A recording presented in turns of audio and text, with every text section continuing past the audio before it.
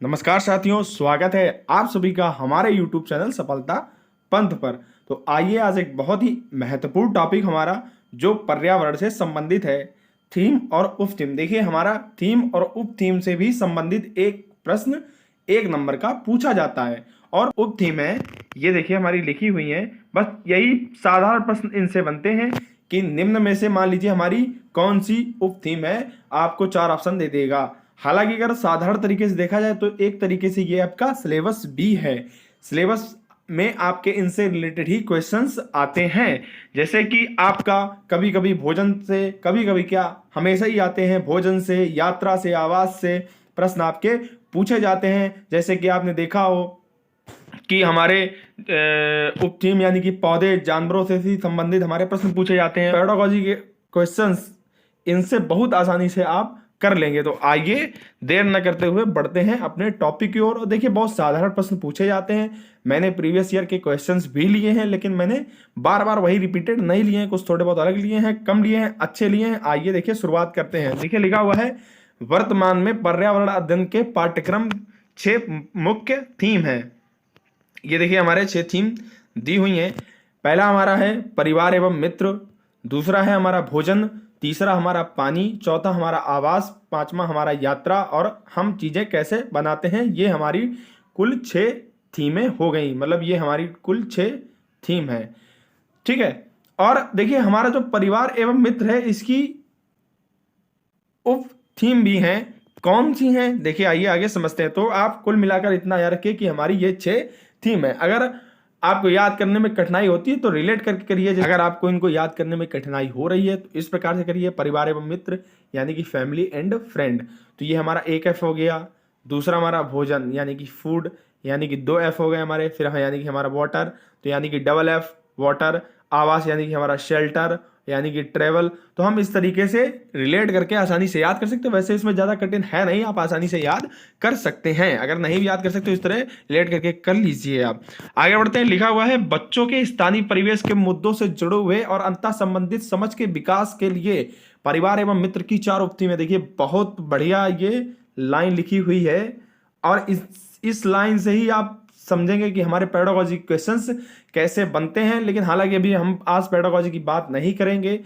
अगले वीडियो में मैं आपको बताऊंगा कि इनसे ही हम पेडागोजी कैसे रिलेट करके सॉल्व करते हैं आसानी से। यकीन मानिए आपको कुछ भी ज़्यादा पढ़ना नहीं पड़ेगा। अभी फिलहाल आप ये समझिए परिवार एवं मित्र की हमारी 4 उप थीम होती हैं। आपसी संबंध, काम और खेल, जानवर और पौधे। और देखिए इनसे ही हमारे क्वेश्चंस पूछे जाते हैं। पौधों से रिलेटेड हमारा पूछा जाता है, जानवर से रिलेटेड हमारे पूछे जाते हैं, काम और खेल से संबंधित हमारे प्रश्न पूछे जाते हैं।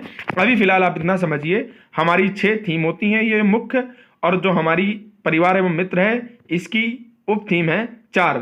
तो इतना आपने समझ लिया होगा। चलिए आइए आगे बढ़ते हैं, प्रीवियस ईयर क्वेश्चंस पर आते हैं।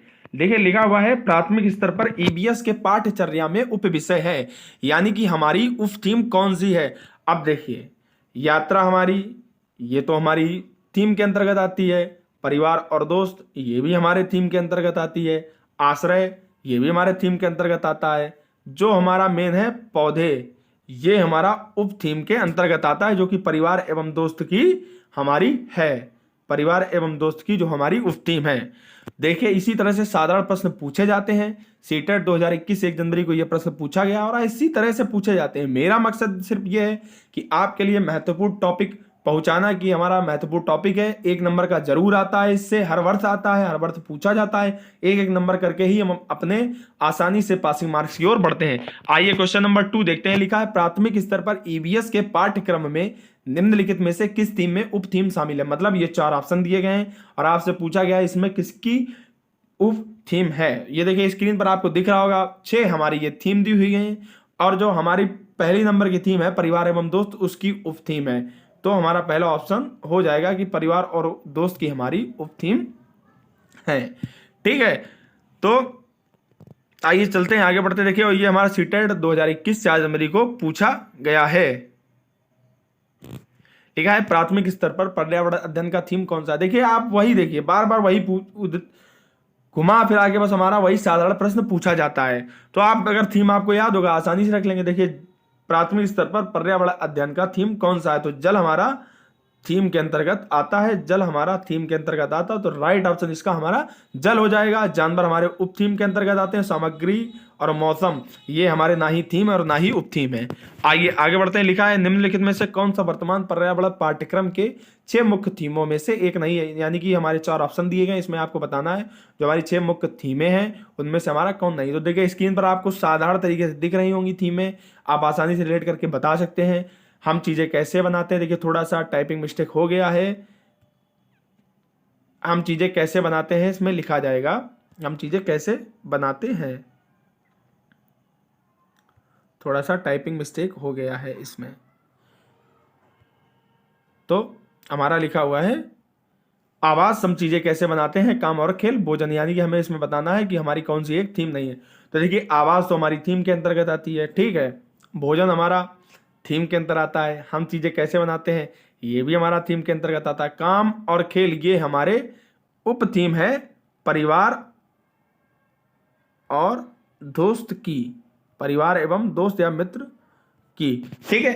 तो आसानी से आप ये समझ गए हो, ये हमारा सीटेट 2019 में प्रश्न पूछा गया। देखिए घुमा फिराकर आपके उसी तरीके के प्रश्न पूछे जाते हैं, इसलिए बार बार मैंने ज्यादा रिपीटेड नहीं लिए हैं। मैं सिर्फ आपको बताना चाहता हूं कि किस तरह के प्रश्न पूछे जाते हैं। बार बार रिपीट बताने से आपको वही फायदा नहीं है कि बार बार वही पूछा गया, मैं बार बार आपको वही चीजें बताऊं।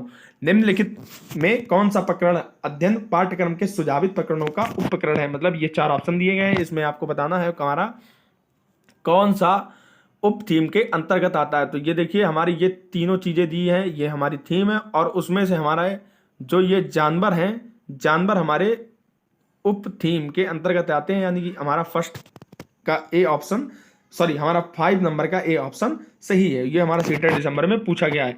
लिखा है ईबीएस संक्षेपण अर्थ में प्रयुक्त होता है। तो ये देखिए आपको दिख रहा होगा, मैंने स्टार्टिंग में ही मैं डलवाया था, यानी कि ईबीएस का फुल फॉर्म पूछा गया है। तो देखिए साधारण सा देखकर आप बता सकते हैं, इन्वायरमेंटल स्टडीज। तो देखिए इस तरह से आसान प्रश्न पूछे जाते हैं। बढ़ते हैं अंतिम प्रश्न की ओर। लिखा है निम्नलिखित में से क्या पर्यावरण अध्ययन को सीखने का सबसे प्रभावशाली संसाधन है। परिवार के सदस्य, समुदाय के सदस्य, समाचार पत्र, कक्षा सबसे प्रभावशाली संसाधन है। तो देखिए बच्चे का जो सबसे प्रभावशाली संसाधन है, यानी कि परिवार के सदस्य हैं। बच्चा शुरुआत से ही परिवार से ही सीखता है, और इसीलिए थीम में परिवार एवं मित्र को पहले रखा गया है। तो जाहिर सी बात है परिवार के सदस्य ही हमारे पहले प्रभावशाली संसाधन होंगे। तो देखिए इस तरह के साधारण आपसे प्रश्न पूछे जाते हैं। इंपॉर्टेंट टॉपिक आप तैयार कर लीजिए।